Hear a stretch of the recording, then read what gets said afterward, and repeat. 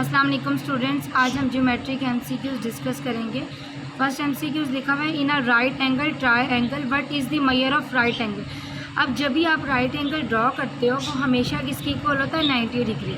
90 degree का मतलब है जब आप एंगल कोई भी परपेंडिकुलर ड्रॉ करते हो ना, एक राइट एंगल, वो हमेशा आपके पास इक्वल होगा 90 डिग्री के। इसका आंसर होगा बी। अब उसके बाद सेकेंड एमसीक्यूज है if two angles are supplementary what is their sum. अब जब भी आप सप्लीमेंट्री एंगल को देखोगे वो हमेशा उसका जब सम निकालोगे ना वो इक्वल होगा आपके पास 180 डिग्री के। अगर आपको एक साइड पे एंगल दिया गया है और दूसरी साइड पे उसकी वैल्यू दी गई है, आप जब भी इसका सम करोगे वो हमेशा किसके इक्वल आएगा, 180 डिग्री के। अब इसी के ऑपोजिट आप एक एमसीक्यूज देखो, जो कम्प्लीमेंट्री एंगल है वो हमेशा इक्वल होता है 90 डिग्री के। इसी तरह सप्लीमेंट्री एंगल हमेशा इक्वल होगा 180 डिग्री के। नेक्स्ट थर्ड एमसीक्यूज लिखा हुआ है what is the sum of interior angle in a triangle. अब कह रहे हैं जब आप लास्ट वाला इसका पार्ट देखते हो ट्रायंगल का इंटीरियर, ठीक है, तो इसका जब आप सम निकालोगे वो भी किसके इक्वल होगा, 180 डिग्री के। अब जब आप पैरेललोग्राम देखते हो तो इसका ऑपोजिट एंगल किस हमेशा क्या होता है, in a parallelogram opposite angle are always equal, option C. अच्छा, अब नेक्स्ट एमसीक्यूज में कह रहे हैं जब आप पॉलीगन की साइड्स को फाइंड आउट करोगे और इनका सम निकालो इंटीरियर एंगल का, तो जब आप इनका सम निकालोगे इसमें आप देखोगे क्या इसका आंसर आएगा, option B n-2 multiply 180 degree.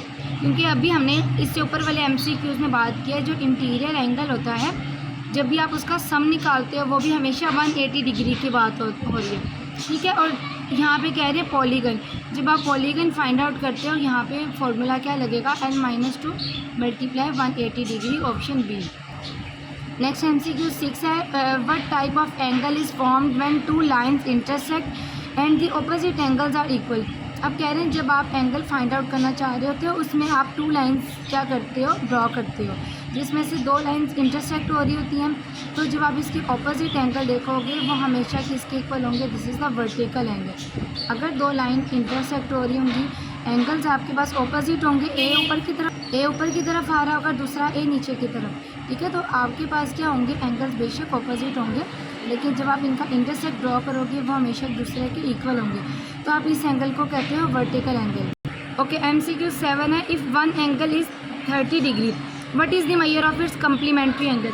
जैसे मैंने आपको बताया कि सप्लीमेंट्री एंगल हमेशा 180 डिग्री की होता है, तो इसी तरह जब आप कह रहे होंगे अब आपने कम्प्लीमेंट्री एंगल फाइंड आउट करना है। अब आप कम्प्लीमेंट्री एंगल कैसे करोगे, उन्होंने एक साइड का एंगल बता दिया, अगर एक साइड का एंगल आपके पास 30 डिग्री है तो दूसरी साइड का एंगल आप इस तरह से बनाओ कि आपके पास कम्प्लीमेंट्री एंगल आ जाए। तो जब आप 30 में से 60 को ऐड करोगे तो आपके पास क्या आएगा, 90 डिग्री।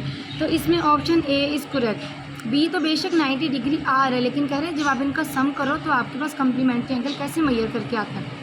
30 डिग्री में आपने 60 डिग्री को प्लस किया तो आपके पास क्या आंसर आ जाता है, कम्प्लीमेंट्री एंगल इक्वल 90 डिग्री, ठीक है। तो option A is correct. Next MCQs बिल्कुल सिंपल है, what is the measure of straight angle. जब आप स्ट्रेट एंगल फाइंड आउट करते हो मतलब कि अगर एक स्ट्रेट लाइन ड्रॉ हो रही है वो भी एंगल आपके पास 180 डिग्री के इक्वल आएगा, ऑप्शन बी। नेक्स्ट एमसीक्यूज 9 है कि if 2 parallel lines are intersect by are transversal what is the relationship between the consecutive interior angles. तो जब आप कह रहे हो 2 पैरेलल लाइंस ड्रॉ करोगे, इंटरसेक्ट करोगे किसमें, ट्रांसवर्स, तो जब आप इसका रिलेशनशिप देखोगे किसके साथ, कंसेक्टिव इंटीरियर एंगल, तो इसमें आपके पास क्या आएगा, दे आर सप्लीमेंट्री, ठीक है। तो जब आप कंसेक्टिव इंटीरियर एंगल देखते हो तो वो किसके इक्वल आता है, सप्लीमेंट्री एंगल। अभी हमने बात किया ना इंटीरियर एंगल किसके इक्वल होता है, 180 डिग्री की। चीज़ें आपने याद रखनी है।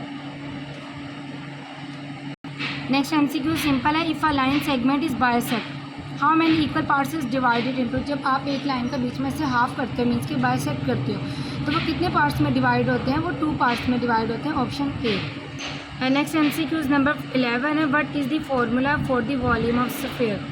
आज जब आप volume of sphere find out कर रहे हो तो इसका फॉर्मूला क्या होगा, v इक्वल होगा 4/3 pi r3, option D. Okay, last MCQ है what is the formula for the volume of cylinder. Volume of cylinder का फॉर्मूला क्या है, वो हमेशा किसके इक्वल होगा, v इक्वल है पाई r² h, ऑप्शन सी। ये लास्ट वाले 2 MCQs इंपॉर्टेंट है, ये आपने याद रखने हैं, वॉल्यूम ऑफ स्फीयर का और वॉल्यूम ऑफ सिलेंडर। जहाँ पे भी स्फीयर आएगा वो V किसके इक्वल आ रहा है 4/3 पाई r³। इसी तरह ऑपोजिट क्या है वहाँ पे सिलेंडर, सिर्फ स्फीयर और सिलेंडर का डिफरेंस है, ये चीज़ें आपने फोकस करनी है। नेक्स्ट हमारे पास क्या है, V किसके इक्वल आ रहा है पाई r² और h। ठीक है, आपने फोकस करके देखना है कि क्या बात कर रहे हैं, स्फीयर की बात पूछ रहे हैं कि सिलेंडर की।